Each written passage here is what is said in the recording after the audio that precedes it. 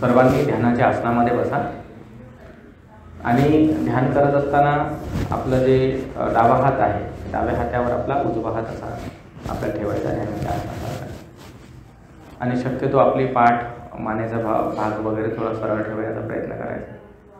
आणि जे उपासक खुर्चीवर बसलेले आहेत, उपासिका, तर त्याने थोडंसं होशमध्ये राहायचं, जागृत राहायचं. कारण डुलकी बिलकी आले तर बिलकुल पळा बिण्याचं नाही, कारण तसं होऊ शकते. मग थोडीशी जास्त सतर्कतेने बसायचं खुर्चीवर. आणि आता आपल्याला सुरुवातीला बुद्धानुस्मृतीचं ध्यान करत असताना पहिली महत्त्वाची बाब ही आहे की आपलं शरीर आणि आपलं मन हे आपल्याला शांत करायचं. कारण ज्याप्रमाणे एखाद्या चंचल अशा पाण्यामध्ये तळाशी काय आहे दिसून पडत नाही, मग जेव्हा पाणी शांत होतं तर तळाशी काय आहे ते दिसून पडते. तशासारखं आता आपण वेगवेगळ्या मानसिक स्थितीमध्ये, शारीरिक हालचालींमध्ये होतो, तर त्याच्यामुळे शरीर आणि मन हे थोडं अशांत असते आंतरिक भागांमध्ये. कारण ॲक्टिव्हिटीज जेव्हा असतात तर अशांती असते. म्हणून प्रथम आपल्याला थोडी शांती निर्माण करायची. तर म्हणून थोडंसं आनापानसतीचं जे थोडंसं ध्यान आहे ते आपण थोड्या वेळ करणार आहोत. आणि आनापानसतीचं ध्यान झाल्याच्या नंतर मग तुम्हाला बुद्धानुस्मृतीचं जे ध्यान आहे ते कसं करायचं त्याच्या सूचना दिल्या जातील. त्या सूचनेनुसार तुमच्या मनाच्या पातळीवर तुम्हाला ते मग करायचं आहे. तर ठीक आहे, सर्वांनी डोळे बंद करा. आपलं संपूर्ण लक्ष नाकाच्या दिशेने ठेवायचं. सो सतोव अस्य सती सतोव पस्य सती. अगदी स्मृतीपूर्वक श्वास घ्यायचा आणि स्मृतीपूर्वक श्वास सोडायचा. स्मृतीपूर्वक श्वास घ्यायचा आणि स्मृतीपूर्वक श्वास सोडायचा. म्हणजे प्रत्येक श्वासांप्रती आपलं सजग राहायचं आहे. प्रत्येक श्वासांचं स्मरण ठेवायचं आहे. आणि जर समजा आपलं मन भटकल्यासारखं झालं, जसं आता बाहेर आवाज येत असतो, गाड्यांचा म्हणा, कोणाच्या बोलण्याचा म्हणा, तर आपलं मन तिकडे जाऊ शकते. परंतु आपण त्याने काही डिस्टर्ब होण्याची गरज नाही. आपलं मन परत आपल्या श्वासांवर आणून एकाग्रता वाढवण्याचा प्रयत्न करायचा आहे. शरीरामध्ये थोडंसं दुखल्यासारखं वाटत असेल काही, तर ते बसण्यामुळे होऊ शकते. थोडीशी हालचाल करून थोडंसं स्वतःला सेट करून घ्यायचं आणि आपलं पूर्ण लक्ष श्वासांच्या दिशेने ठेवून स्मृतीपूर्वक श्वास घ्यायचा, स्मृतीपूर्वक श्वास सोडायचा.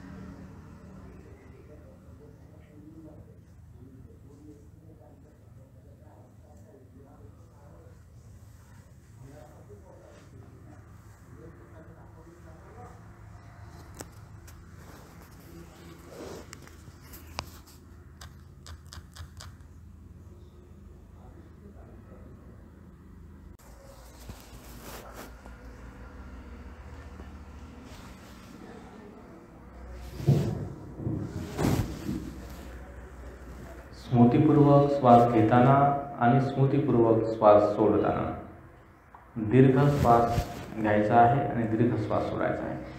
दीर्घ म्हणजे लांब श्वास. लांब श्वास घ्यायचा आणि लांब श्वास सोडायचा. अगदी हळूवारपणे संपूर्ण शरीरामध्ये ऑक्सिजन जाईल या प्रकारे हळूवारपणे लांब श्वास घ्यायचा, लांब श्वास सोडायचा. लांब श्वास घ्यायचा, लांब श्वास सोडायचा. दीर्घ श्वास घेताना म्हणजे लांब श्वास घेताना दीर्घ श्वास घेत आहे असं जाणायचं. दीर्घ श्वास सोडताना दीर्घ श्वास सोडत आहे असं जाणायचं.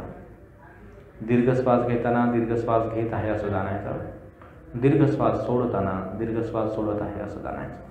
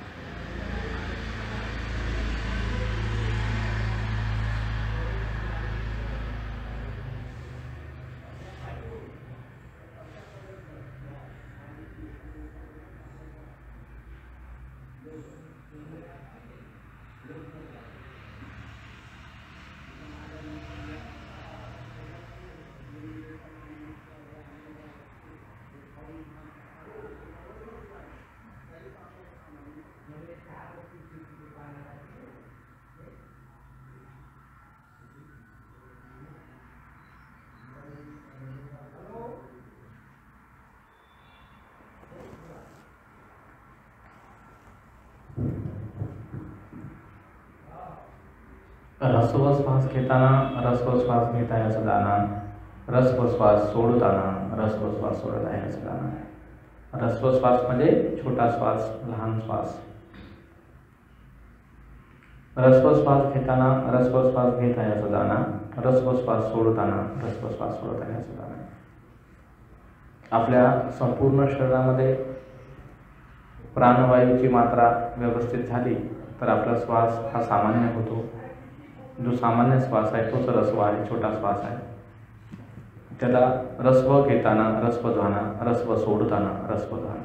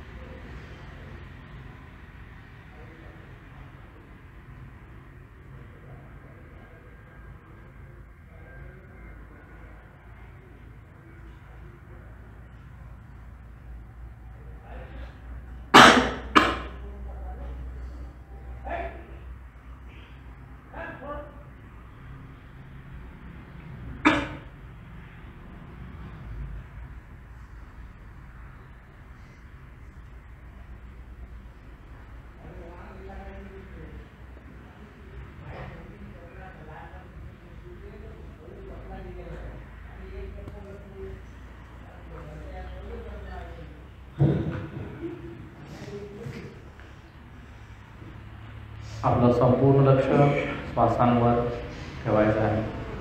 स्मृतीपूर्वक श्वास घेताना, स्मृतीपूर्वक श्वास सोडताना संपूर्ण शरीराला अनुभव करीत श्वास घ्या. संपूर्ण शरीराला अनुभव करीत श्वास सोडा. संपूर्ण शरीराला अनुभव करीत श्वास घ्या. संपूर्ण शरीराला अनुभव करीत श्वास सोडा. कायपटी संवेदन म्हणजे आपल्या मनाच्या माध्यमाने अगदी पायाच्या तळव्यांपासून तर डोक्यापर्यंत, डोक्यापासून तर पायाच्या तळव्यापर्यंत वेगवेगळ्या अंग प्रत्यंगांमध्ये आपल्या मनाला नेऊन संवेदन करायचं आहे. शरीराला अनुभव करायचा आहे. शरीराला अनुभव करीतच श्वास घ्यायचा, शरीराला अनुभव करीत श्वास सोडायचा.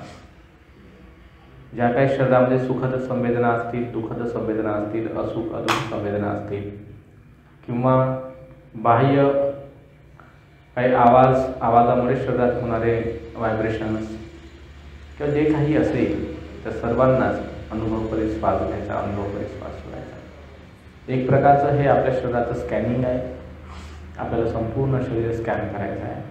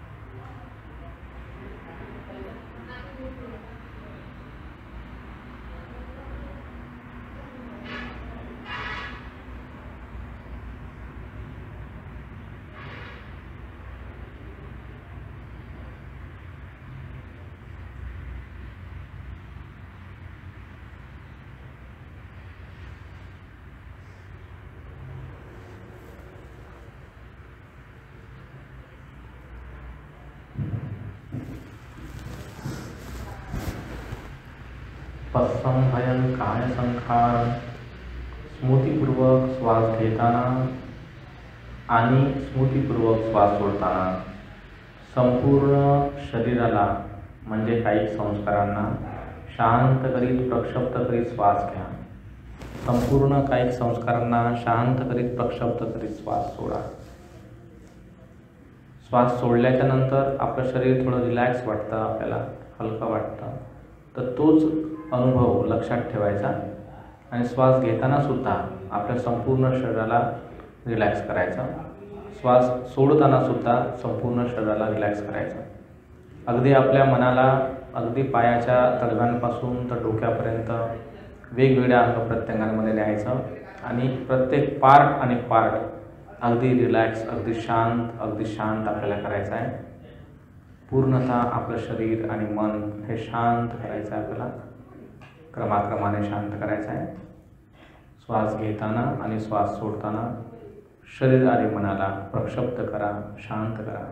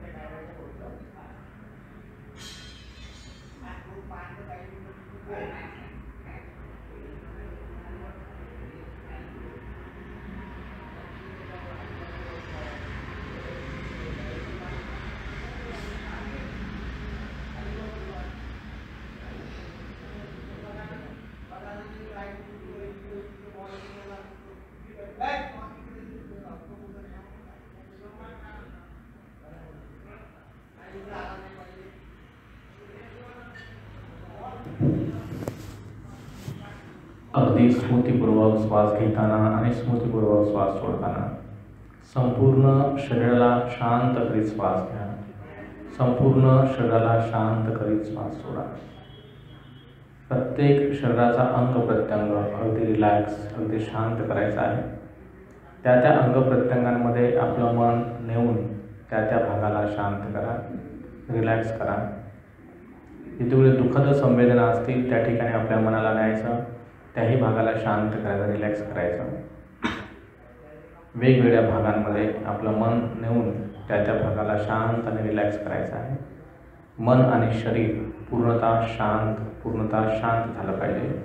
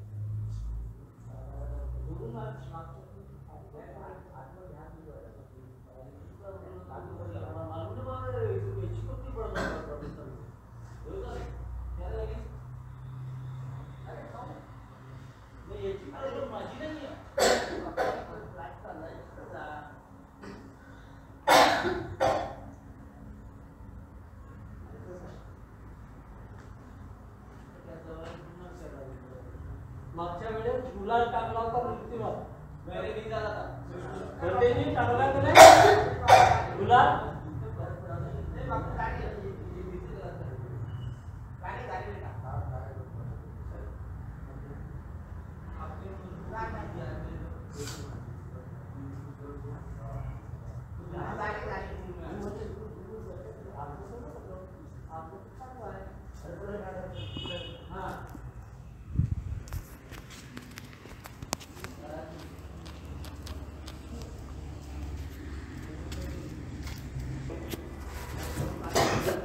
आपलं मन आणि आपलं शरीर अतिशय रिलॅक्स अनुभव करीत असताना आपलं संपूर्ण लक्ष मात्र श्वासांकडे ठेवायचं आहे.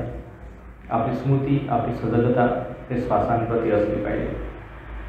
आणि आता आपल्याला बुद्धानुसतीचं जे ध्यान आहे ते आपल्याला करायचं आहे. तेव्हा आपल्या मनानेच मी जसं म्हणतो त्या प्रकारे शब्द उच्चारायचा आहे. मनातल्या मनामध्ये बोलायचं नाही, फक्त मनामध्येच शब्दांचं उच्चारण करायचं आहे. इति पिसो भगवा अरहं, इति पिसो भगवा अरहं, इति पिसो भगवा अरहं, इति पिसो भगवा अरहं, इति पिसो भगवा अरहं, इति पिसो भगवा अरहं. तर हे शब्द थोड्या वेळ मनातल्या मनामध्ये उच्चारण करा, जेणेकरून हा शब्द आपल्याला पाठ झाला पाहिजे, तो आपल्या स्मरणात राहिला पाहिजे, आठवणीमध्ये राहिला पाहिजे.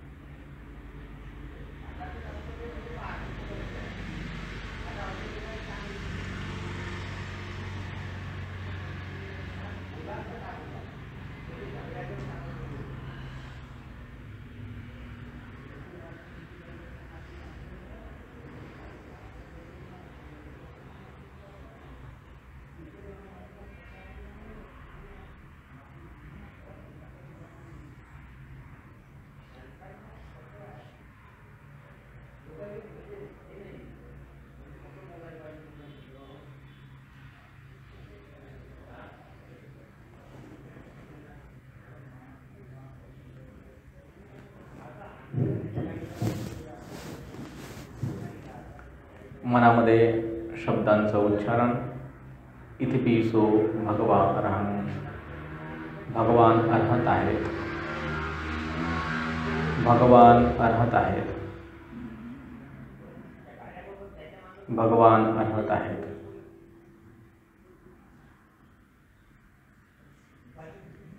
आपल्या मनामध्ये त्या शब्दांचा अर्थ समजून घ्यायचा आहे. आपल्याला प्रॉपर योग्य चिंतन आपल्या मनामध्ये करायचं आहे. लोभ, द्वेष आणि मोह दूर केल्यामुळे ते अर्हत आहेत. लोभ, द्वेष, मोह या शत्रूंना हत केल्यामुळे अर्हत आहेत. आपल्या स्वतःबद्दल चिंतन करायचं की माझ्यामध्ये लोभ आहे का, माझ्यामध्ये द्वेष आहे का, माझ्यामध्ये मोह आहे का.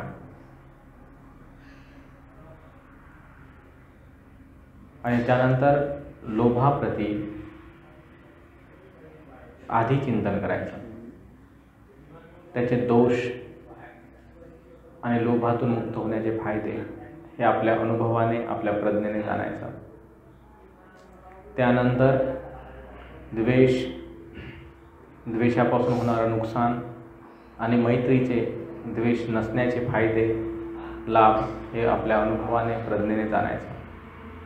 मोह किंवा अज्ञान हे आधी जाणायचं आणि अज्ञानामुळे किंवा मोहामुळे होणारं नुकसान आणि ज्ञान प्राप्त केल्यामुळे होणारे फायदे, होणारे लाभ हे जाणायचे. तर अशा प्रकारे लोभ, द्वेष आणि मोह यातून मुक्त झाल्याचे कोणते फायदे आहेत, कोणते लाभ आहेत ते जाणायचं. लोभ, द्वेष आणि मोह यामुळे होणारं नुकसान हे आपण जाणायचं. आपल्या अनुभवाच्या पातळीवर आणि आपल्या प्रज्ञेच्या पातळीवर हे चिंतन आपल्याला करायचं आहे, हे आकलन आपल्याला निर्माण करायचं आहे. आपण हा विचार करताना व्यक्तिगत, कौटुंबिक, सामाजिक, आर्थिक, राजकीय किंवा जागतिक ज्या ज्या पातळीवर आपल्याला विषय समजता येतो त्या त्या पातळीवर विषय समजून त्याचा बोध करायचा आहे. कारण बुद्धानुसती म्हणजे काय, सत्यानिती बोधित्वाती बुद्ध, सत्याचा बोध करतो म्हणून बुद्ध म्हटलेला आहे. मग आपल्याला सत्याचा बोध करायचा आहे आणि हे चिंतन, हे मनन स्वतःच्या अनुभवाने आणि प्रज्ञेनेच आपल्याला करायचं आहे. याच्यासाठी संपूर्ण वेळ तुम्ही आता घ्यायचा आहे. जोपर्यंत मी पुढील सूचना देत नाही तोपर्यंत या प्रकारचे चिंतन करून त्या सत्यापर्यंत पोहोचण्याचा प्रयत्न करायचा आहे.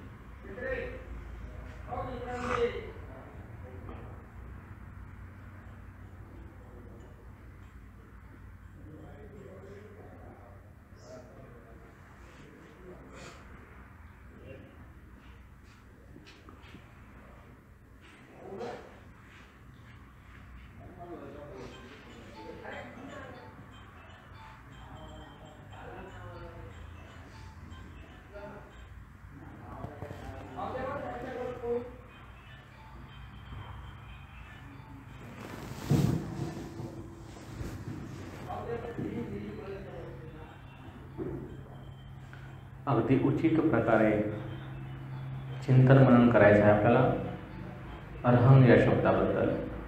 लोभ, द्वेष आणि मोह त्याचा वाईट परिणाम. लोभ, द्वेष आणि मोह यातून बाहेर पडल्यानंतर त्याचा येणारा चांगला परिणाम, याच्यावर चिंतन करायचं, मनन करायचं. चिंतन मनन केल्यानंतर जेव्हा आपण त्याचा बोध होतो किंवा आपण त्याला जाणतो की अरे हे असं आहे आणि हे असंच आहे, म्हणून तर भगवंताने सांगितलेलं आहे की लोभ, द्वेष आणि मोह करू नका, कारण त्यामुळे दुःख येते. लोभ, द्वेष आणि मोह यातून बाहेर पडल्यानंतरच मनुष्याचं जीवन सुखी बनते. तर याचा बोध करायचा आहे. त्याला आपण विवेक म्हणतो. विवेकाचं बोध करणे, योग्य ज्ञान निर्माण करणे. योग्य ज्ञान निर्माण झाल्यानंतर, बोध झाल्यानंतर पीती सुखम, आपल्यामध्ये मानसिक प्रसन्नता निर्माण होते की मला कळलं, मला समजलं, हे असंच आहे.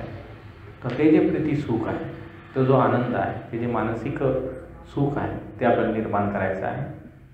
जाणल्यानंतर योग्य प्रकारे जाणून, योग्य प्रकारे समजून, आणि जे काही मानसिक सुख किंवा मानसिक प्रसन्नता निर्माण होईल ज्ञानाच्या आधारावर, त्या प्रसन्नतेचा अनुभव करीत श्वास घ्यायचा, त्या प्रसन्नतेचा अनुभव करीत श्वास सोडायचा.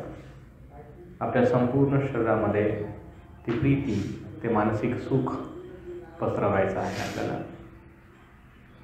बोध झाल्यानंतर प्राप्त होणारं प्रीती सुख, बोध झाल्यानंतर प्राप्त होणारा आनंदमय सुख, त्याला संपूर्ण शरीरामध्ये अनुभव करीत श्वास घ्यायचा, श्वास सोडायचा. ते आपल्यामध्ये विकसित करायचं, वृद्धिंगत करायचं, ते वाढवायचं आपल्यामध्ये.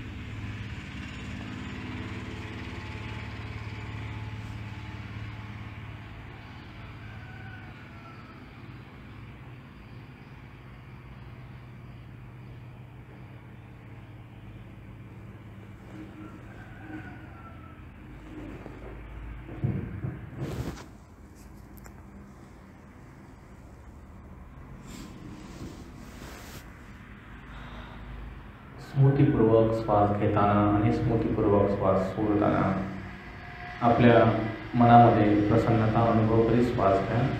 मनामध्ये प्रसन्नता अनुभव करीत श्वास सोडा. आपलं संपूर्ण लक्ष श्वासाच्या दिशेने. काही दीर्घ श्वास घ्या, दीर्घ श्वास सोडा. काही लांब श्वास घ्या, काही लांब श्वास सोडा. स्वतःच्या शरीरामध्ये प्रसन्नता अनुभव करा, सुख अनुभव करा. जो काही बोध आपल्याला झालेला आहे त्या बोधाचं स्मरण ठेवा, त्या आठवणीमध्ये ठेवा. दीर्घ श्वास घ्या, दीर्घ श्वास सोडा. लांब श्वास घ्या, लांब श्वास सोडा.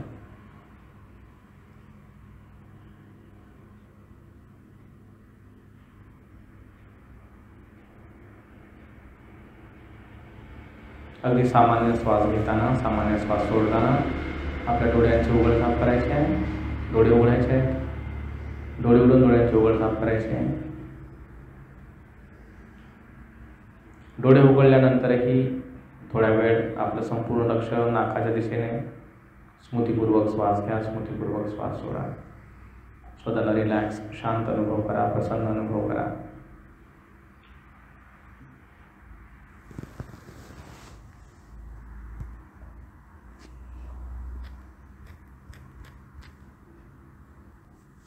तर या ठिकाणी आपलं हे जे सेशन आहे या वेळेचं हे संपन्न झालेलं आहे. थोड्या वेळ आपण विश्रांती घेऊया.